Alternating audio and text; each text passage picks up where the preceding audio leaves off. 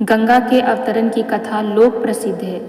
किस प्रकार राजा भगीरथ ने अपने पूर्वजों के उद्धार के लिए गंगा जी को पृथ्वी पर लाने का व्रत ग्रहण किया और अनेक वर्षों तक घोर तपस्या करके अंत में अपने उद्देश्य की पूर्ति की। इसकी कथा धार्मिक हिंदुओं के लिए ही नहीं वरन सभी मनुष्यों के लिए शिक्षाप्रद और अनुकरणीय है।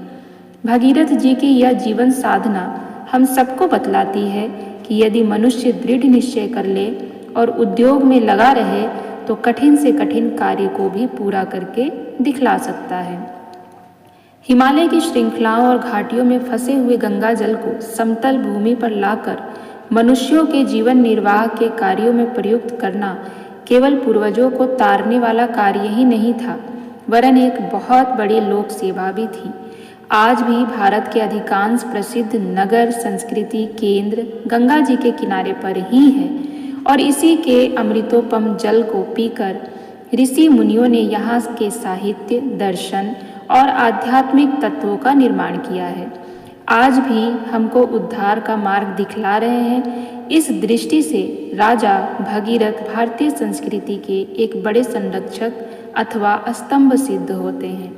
जिस कार्य को उनके पितामह तथा पिता अधूरा छोड़ गए थे उसको उन्होंने अपने अपूर्व अवसाध्याय से सफल करके दिखला दिया और देश तथा जाति के लिए एक ऐसा साधन उपस्थित कर दिया जिसकी तुलना और किसी कार्य से कर सकना कठिन है।